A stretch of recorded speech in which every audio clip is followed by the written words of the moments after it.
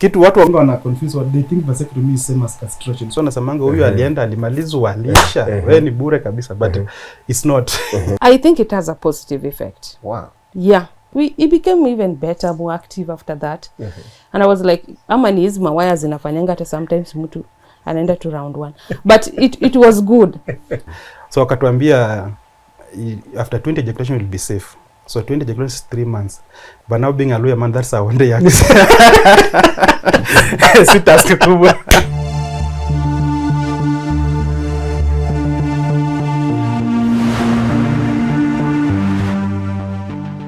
Tuko family, Mlembe.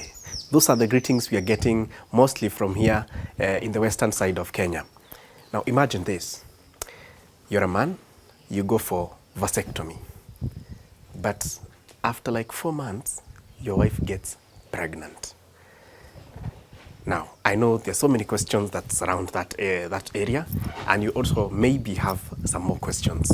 But let's sit down today with Mr. Salano and his family. We get to answer some of these questions. We hear how each one of them, the wife and Mr. Solano, coped during this season. Because this is a story you don't want to miss. A vasectomy baby is coming. My name is Kingori Wangeshi. This is my story. Come with me. Welcome. Thank you. To my house. I feel honored to host you.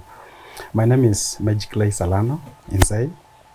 And I'm a nutritionist by profession. I'm a father of 3, and the 4th one coming. I've been married for the last 12 years. Wow. And I'm almost heading to the 4th floor. Yeah. You're heading towards the 4th floor. Yes, yeah. That is a nice testimony. The last 12 years in marriage. Yes. How has it been? It's been a very interesting journey. Yes. The marriage is very nice, and I would recommend everyone to get married.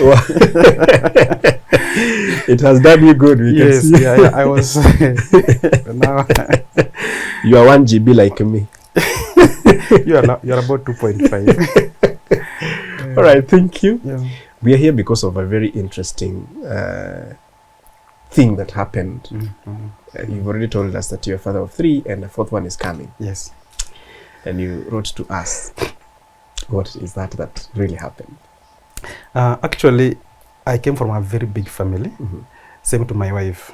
And we saw the pressure that our parents had to go through just to make us comfortable. Feeding us was a very tough job for them. Same to my wife also. She came from a very big family. Anytime I would be saying like, if we were just 2 of us or 3, it would be very easy for us. At the time we go to Kombale San. Because when going to school, I'm the one who was the first to go beyond class 8 in our home. So we said that let us just have only 2 children, so that we can be able to fend for them comfortably. Yes. That was our idea and our plan and our goal. Yes. So tukasema tupate wa kwanza and then wapili, then we finish. Yes. And then in 2015 they came twins. Oh, a boy and a girl. Now the firstborns. Yes, firstborns came twins, boy and a girl. And then tumemaliza hivyo. So we said now tunaenda na hawa hadi mwisho. Yes. Then COVID came. Sasa now kaa na mama yako, kaa kwenu. Lockdown. Yes. During that lockdown and during that time my wife was she was having an implant, a 3-year implant that was to expire the following year. So we were very safe during that period, but she got pregnant. So you were confused, how did this happen? Because bado haija expire, you see within the period. So we had a COVID baby who came when we were just in a lockdown. So she was born last year, January. Yes. And she's called, the first 2 are called Ariel and Ariella. The 3rd one is called Axela. So she came out last year, January. Is she Magzela? Is she Magzela? Not really. Yeah, so we thought about family planning, and mostly when we think about family planning, we always think about women.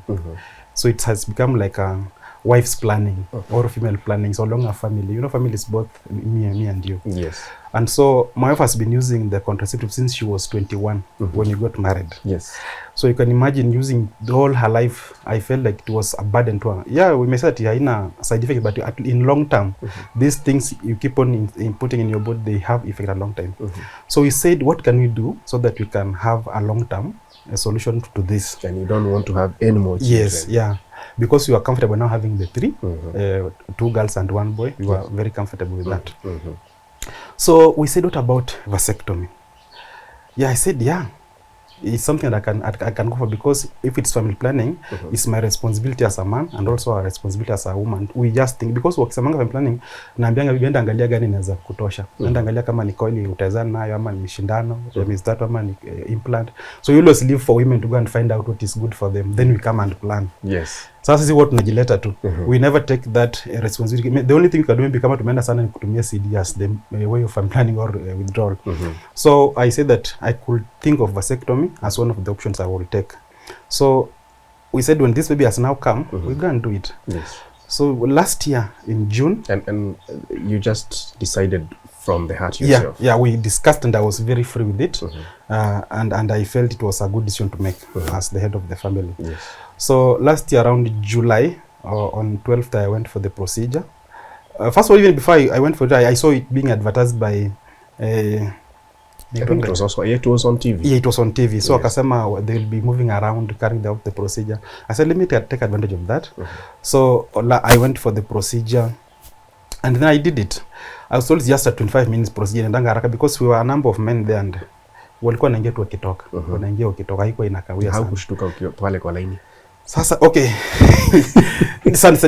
Sijasikia mtu akiscream kwa siku, si ati amekumanisha there was nothing that could scare me. So nikaenda huko. Na so mine took so long. So when they were doing the procedure, they began on the left side of the epididymis. They disconnected it, wakakata, wakashona. Then they came on the right side. Kama on the right side nikaziona nasema, hey, hii kitu tujafunga the right one. Mbona ako na 2? Wakasema, "Wewe shwati, tumefunga hii, nifaa tufunge hii." Nikasema, "Wai tena." Tena wakarudi huko tena wakafungua, tena wakafunga yenye hasa wafunge. So when they came back on the right side tena sasa sijui right kama walifunga bila walifunga moja. But it was a very long, almost took 2 hours. So now at this point ile pande ya left ni kumaanisha wamekata both tubes now. Yeah, so also wamekata both tubes. But now the right side walipata. Also the right side before wakate wakundo tulikata wrong. So I think wale identify the right one. So sikujua kama walifunga zote mbili ama walifunga hiyo moja, bali sababu walisikia kusema ilifaa tufunge hii sio ile nyingine. So I think walifunga the right one. Okay. Yeah, so it was a very tedious process, because ilifika mara sasa hiyo dawa imeisha ya kupoesha machungu. Na unasema hawezi ongeza because the more they ongeza the more inafura, na ikifura hiyo au epididymis kanapotea. So kukatafuta ukashika inakuwa ngumu. Bivumilia tu. So it was somehow painful. I think those outside could hear me complaining hata wangeogopa kuingia. But I finished it. Kuja nyumbani. That was July. So akasema in this for the first 3 months mtakuwa on contraceptives, because si safe. Kuna zile bado zina hover around inaweza pita. So akatuambia after 20 ejaculation will be safe. So 20 ejaculations 3 months. But now being a lawyer man, that's a wonder yaks. Si task kubwa. So for me it was a very long thing to do. Because that was in July, she was safe, alienda period zake. August akaenda period zake. September akaenda. So meaning now we are safe. Yes. So akacha kutumia 3 months zimeisha. Zimeisha. Wewe 20 zako ushamaliza siku 2. Hata nimeenda beyond that. So that was September. She was safe, akaenda period, so tukacha na hizo pills. It came August or October. I'm very keen. Hata yonga anajisahau ati nafaa ameenda periods, but mimi ngundua hii siona akienda. But tukaendelea November, anapendanga sijui ati she likes watching her body weight, sijui nini exercise kila siku. Anasema kipoti kangu akaendi, kila siku anafanya lakini akaendi. Mbio endelea kazana, anaamka piga sit ups, na kanaendelea kuongezeka. Ikafika November nikasema nasikia akiongea kwa mambo hata mimi sitaki kuanzisha topic because it's just something we cannot try it. Remember, she went through CS the first pregnancy, CS the second pregnancy. That was January. So I cannot imagine again another CS in less than 2 years. Yes. So what happened, and ikafika December ngambia, unajua mimi spirit karibu miezi 2. Akasema hata mimi nimekuwa nikifeel but then kama ni ball maybe tu ni regular. Nikasema I think ni hizo. So tukasema tuende tufanye test. Test kutoka we are pregnant. The fourth time.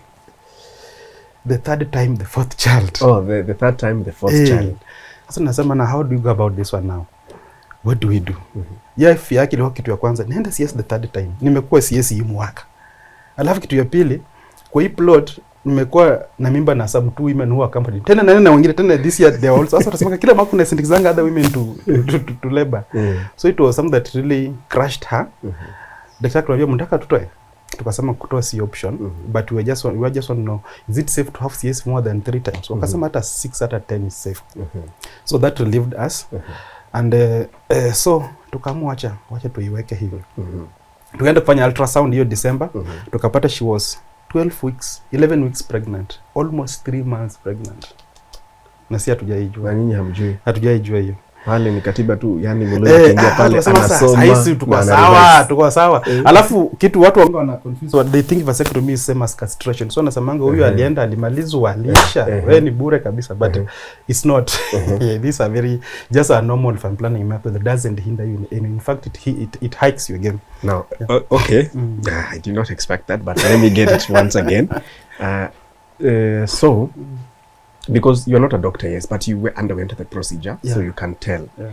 So yes, I wanted, how does it affect your love making life or your sex life? It does not affect in any way. If it has to affect, it affects positively. Maybe you can ask her atoe ushuhuda aseme before and after how it was. Maybe she can tell. But for me, I never saw any change. Yeah, it's even better than that time because I una stress yote, you are very free. I feel kama kuna any threat kuna so after that we went to meet the doctor tukamuuliza what could have happened. Did it fail? Yes. Akasema what I would have done first was after hiyo period ya hizo 3 months ningeenda sperm count kwanza.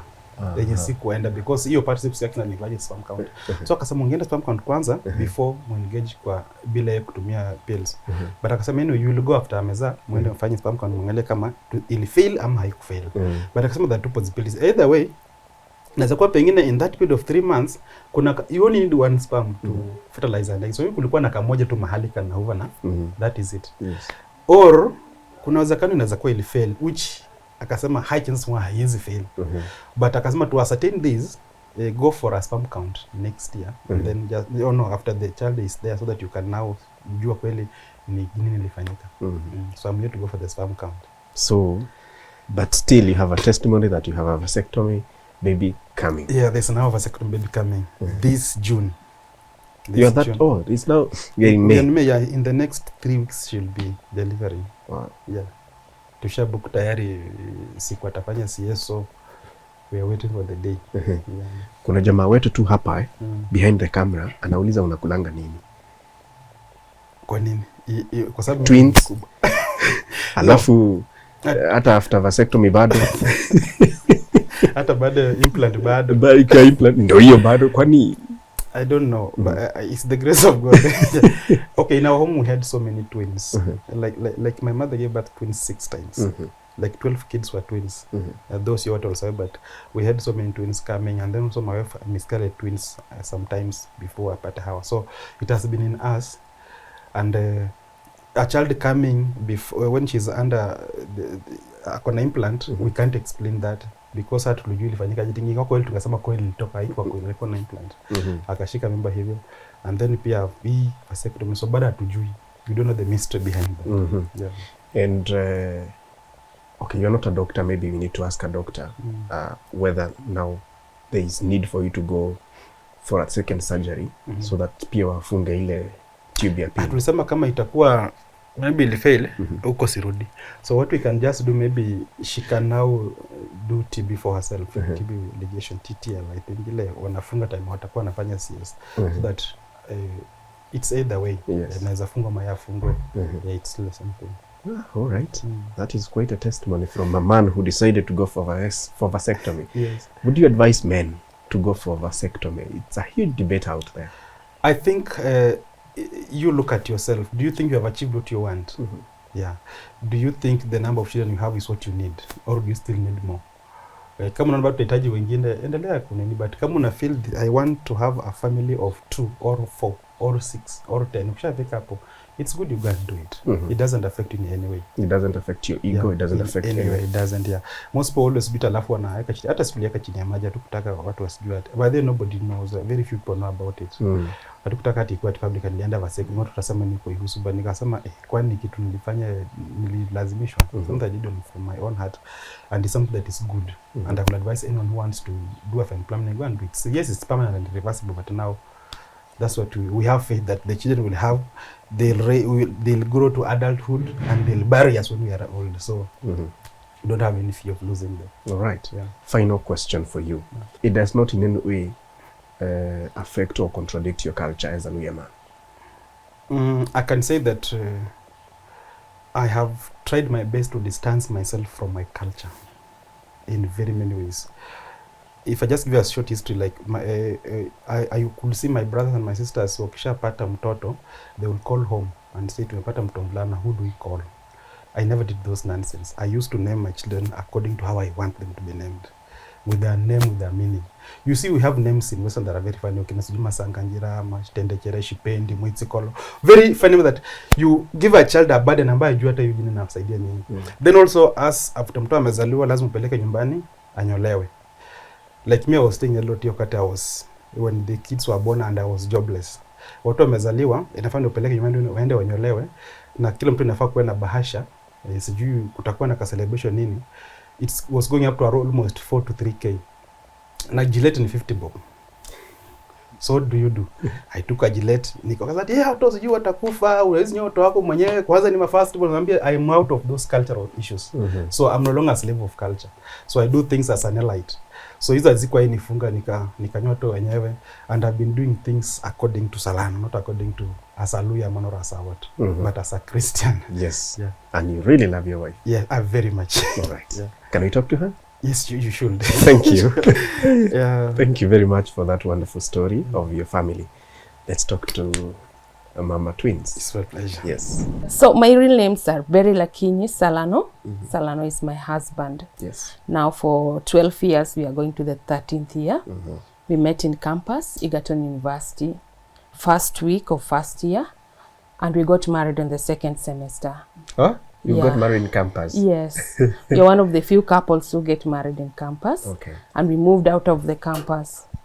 So that's me. I have now 3 kids. The 4th one is coming. Yeah. Was it very difficult convincing him to have the vasectomy? Not really. Actually, it was his idea. It has always been his idea. Maybe just to mention that one of the gifts God has given us is the friendship that we have in our marriage. We are more of friends than just the normal couple. We share, we talk. So after my first delivery, I had a lot of issues. That's why it went through CS. We didn't know we were having twins. So I knew I had one big boy. So when I went there, I had a few of complications. They wrote something like uterine rupture. So after that, my husband really sympathized with me. Actually, I remember him escorting me to theater and crying. And he was like, you'll never come back here again. These kids are enough. So after 7 years, we got a surprise daughter, Axela. From COVID, he has told us. Yeah. And we were like, why is the baby coming? But when she came, we were like, actually, we are happy. She's with us. She's amazing, active, and we thank God for her. Then after that, he told me that I want to go for vasectomy. At first, I thought it was a joke. I was like, really? And I was having those uncertainties. I'm like, will he still perform? Vitu kama hizo.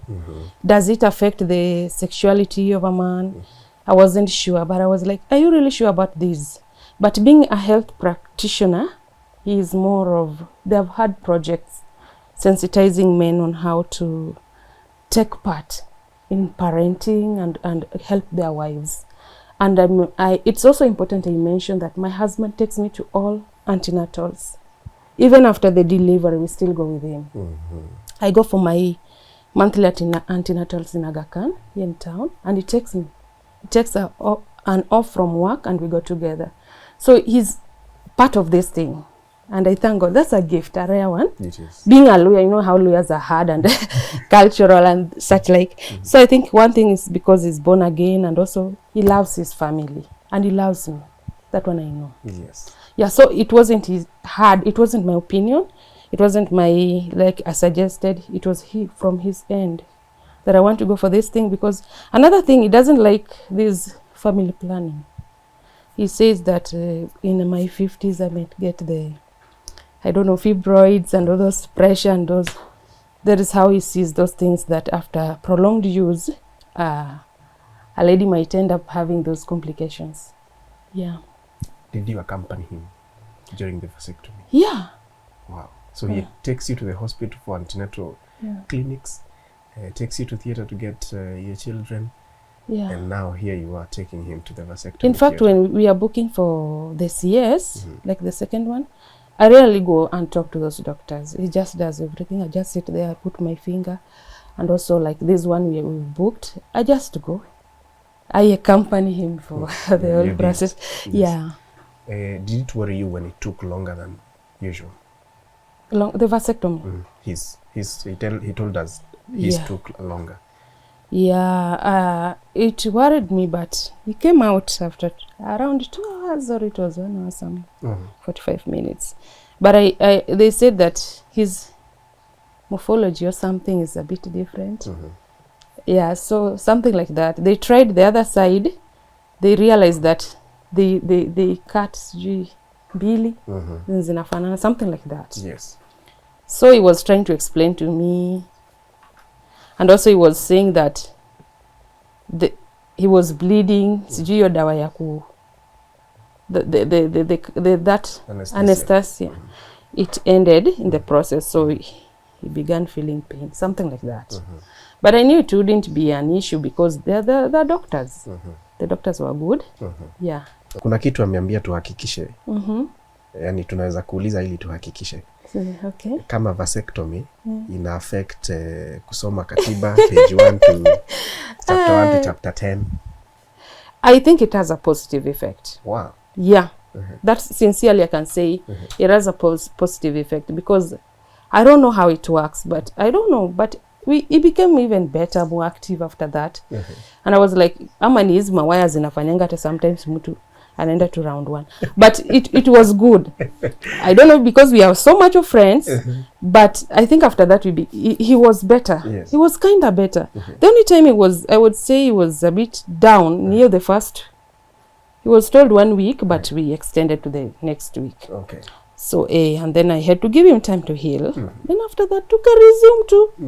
And then I was on pills daily. I was on pills religiously. So I was wondering, I was actually in denial. I knew I would not be pregnant. Ever again. I knew. That one I was sure. Yes. And I kept thanking God for my 3 children. Yes. And wishing other women well. Yes. And now, this after 3 months. Here you are. Yeah, 3 months anafaa kuwa amepona. Hakuna any other issue. And then mimi pia I'm still religiously taking the pills. So, one of the evenings, I began just feeling funny. I don't do much of the wheat. All of a sudden, nimeanza kusneak into the kitchen, nachukua wheat ya watoto, na naeka Blue Band. I'm very cautious about my diet. So I'm like, hey, why am I having this sudden urge of taking this? And then I'm going to my husband, I'm telling my husband, nowadays I'm feeling funny, especially in the evening. And also, something that made me feel so much suspicious is my feet. When they begin to itch, I'm always pregnant.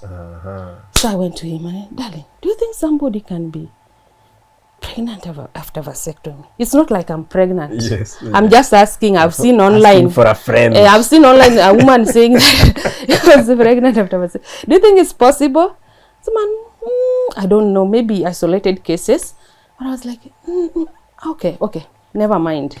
So the following day I was like, should I ask well again? Darling, should you ask our doctor, if it is possible? Then he told him there are possibilities. Though there are rare chances and isolated cases, but there are possibilities. Then I was like, hey, could I be pregnant? Again. And previous year, I had just come from the theater. The doctor tells us the 3 possibilities. If the semen, the sperm was still on the duct, kuna maybe ingine likweme baki kwa waya, ama maybe you didn't take your pills faithfully, or maybe you guys hurried the process, or maybe since your husband in a bit of complication during surgery, there could be blah blah blah. So you guys just come after a while to fanye sperm count. But meanwhile, come to my, tomorrow I'll be in Kakamega. Was it tomorrow or the day after that? Come to that hospital, I do ultrasound or something. So we go, and tuna hold hands. So darling, let's just hope we are not pregnant. Then we go. We are hoping, una bind your spirit of pregnancy. So God, have mercy on me. Yeah. So you go, and then the doctor, you do that test. Then you are told that you are 11 weeks and how many days pregnant? Was it 4 days or 6 days? So like nimemaliza first trimester. Yes, and you have no idea. And I'm working out. I'm like, this potty is like, my abs are coming back. Let me now increase the workout from once in the morning, equate twice. I was humbled. I was like, I was confused. And my husband could not talk. So we came from the hospital. Nobody ever mentioned that thing. We never mentioned to anyone. We never mentioned to the kids. And even actually now nobody knows that I'm pregnant. We've been packaging it, keeping it well. We are content creators. We do a show called the Golden Marriage Show. With the look, it airs on Look Up TV. But nobody still knows. There is how I package myself. Because I was like this skepticism. What watasema? Ameenda vasectomy. Amepata mtoto. Huyu ni kama anatembea manini. Yeah, so unajua there are those things. But I'm glad we've opened up so that if there are other couples who are going through that, they can have that confidence that it is possible to go that direction and still get a baby. Having said that, I'm not saying vasectomy is bad. Vasectomy is really good. Yes. And if you've had enough kids, just go for it. You'll help your wife. It's very safe. Ours went that way, but it doesn't mean it's a bad thing. Yes. Thank you very much for your testimony and the love that you have for each other. Yeah.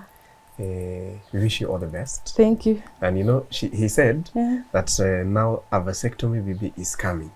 Yeah. Do you also share the same sentiments? A vasectomy baby is coming. And I'm really, really happy because I think it's the act of God, because we are faith people. We are born again. I got born again through his influence. I found him a believer, so I got born again also. He loved me the way I was a wild girl. I used to dance a lot. So I'm a woman of faith. So we are not complaining. All right. I just want to have more confidence and faith as I go back to theater. I really need that encouragement. Yeah. All will be well. I know. We wish you all the best. Yeah. Together with your family. Thank you very much. Mama Twins. And thank you for coming, and we appreciate you guys. Thank you for sharing your testimony. Yes. Because it will clear their doubts. Yeah. Yes. But my issue was like, huyu msichana amezaa 2 years consecutive. You know that kakanini. Alafu Mama Twins, I look like I get pregnant so easily. I think that has been one of my challenge in life. I always just fight not to get pregnant, and it keeps happening. Yeah. I get most of my kids kama niko kwa family planning, but God knows why. Yeah, because while growing up I used to think I wouldn't get kids. I once prayed for kids. Nilikuanga na ile periods chungu. Hiyo. They almost removed my uterus. So getting to marriage, I knew I wouldn't get kids. And also my husband in the same doubt. Aliwahi cheza akiwa mdogo akangukia mti and something happened. So we also had doubt. So maybe God wanted to prove his way. Wow. Yeah. So now, Mr. and Mrs. Salano. Yes. I've heard your testimony. We are almost wrapping up. What words would you have for each other in our presence? I know you tell each other words, very beautiful words behind the cameras and the curtains and the bedding, but we are here. We would like to hear some of them because you're a very powerful and inspiring couple. Who should go first? Ladies first. Oh, thank you. Yeah, so me, I want to be very direct. They say the best way to show love is to care. And since I met my husband almost more than 12 years ago, as first years, he's maintained that record of caring. My husband cares for me. And I know he would do anything to ensure that I don't lack anything. So he's a man who lives by his word, and I want to keep thanking God for him. He's a blessing actually. My husband, siku yenye naenda kujifungua, that night before, he stays by my side. Mi nalala hapo wameniekea hizo manini, he stays, mpaka saa zingine namhurumia. There was a time we didn't even have a house help, says at least wanaweza baki na mtoto. He would even just come there kama huyu mwingine, anaacha tu, anaona vile anakuja home, anarudi huko. So he's a very committed family man, and I know his heart. He's a good man. And I know there is the narrative out there, marriage is a scam. And this thing has made women, ladies, to give up and generalize all men, put in one box that all men are bad, they're heartbreakers. And sometimes even you meet a good man who sincerely want to start a family, but because men, you've seen the narrative is loud, so we end up even hurting those other men. So my husband come from a dysfunctional home, is a product of, is it divorce or separation, that one, but he wanted a difference. So I can say we are not perfect couple, but my husband is a good man. I love him so much, darling. I love you so much. And I pray each day God to bless you. May your dreams come true. You've cared for me. Imagine saizi, I'm a full-time housewife. My husband does my nails. Anaendea nini? Anaendea hizo. Hizi nails zako. Hata kana nafanya mwitu, najua ziko perfect. Kama hizi ni. But he goes to Quickmart. He gets the colors. I don't know how he mixes them. He does my nails. My husband, it's okay. Wow. He's a good man. That's enough. Thank you for tears of love and joy. It's okay. Oh. Actually, I would say that, as she has said, I came from a broken family. My parents, I think, the divorce when I was, around 9 or 10. And from that time, I've lived my life on my own, admiring family, seeing other kids work with their parents around, and I admired having such type of family. And I said, maybe I can get a difference so that at least my marriage my kids should not go through what I went through as a child. Because we were left by our father, kila mtu akaenda kivyake. And we were there, hata nimekuwa chokorani, nimekuwa kwa gangster for some times until I came back again to school. But now I said, if we have a family that can keep their children together, we'll be raising a better generation. About her is, I missed that mother figure in my life for a very long time. And I think that's why I married so early. Was it early? I was 24. You just became a man early, and I became a woman early. Yeah, I think I was 24. And I was 21. And that one, I was in first year that time. And I know by 24, I said I lost many years outside nikiwa chokora nini. So by 24, I got married. I just needed a mother figure in my life. And I think I just got the right one who understood me as a wife, as a partner, also as a mother to me. So she has played a lot of all those roles in my life, and I've been every day I improve and apart, I'm becoming a better man than how I used to be. And I think in the current generation, marriage has been polluted by social media, by our print media, radios. Ukisikiza radio ni all about negative energy in marriages. Mimi niko na watu wanne, mmoja ndio mzee, wengine ni si wake. Then we listen to the following testimony. Hata mimi wangu sijui watatu si wa mzee. Na ajui kakotopo hakajui kitu inaendelea. So there are many secrets in marriages and people are just comfortable with that. Kuoga kurudi soko. Sijui kwa kurudi soko. Sijui mimi my phone is my phone. Simu yangu simu ya mzee ni sumu ama sijui ni kitunguu kiangalia unalia. So we've been looking to how can I express myself naked before this person, but my phone becomes more private than my private part to this partner of mine. So we are trying to bring that narrative that we should be open to each other. Marriages are working, and through that is why we came up with a show called The Golden Marriage Show. Because now we are having couples who have gone ahead of us, that have been there for many years. How are they solving issues that we cannot be able to solve now? So nowadays mimi akiwa mgonjwa kidogo nimechoka na yeye atafute mwenye yako healthy. Sijui huyu mzee mimi nikipoteza job anasema you don't have money, atafute mwenye yako na pesa. So our marriages are very weak nowadays, and people get in marriages with 50-50. Na ingia kama itawaka, kama itawaka I walk and go. Msitalazimisha kwa hapa. But nimpe maneno. Wow, for the past 12 years you've been the best mother to me and to our children, and you've been the best girl ever. And today, by the way, she's growing young every day. She was very old when I met her. Really? She has become very young, and you always pimp my life. You know I'm a very flat guy. just like that. But you can be boring sometimes. Yeah, but so you keep on adding flavor in that. And if I would have met another boring lady also, I'll be the most boring couple on this earth.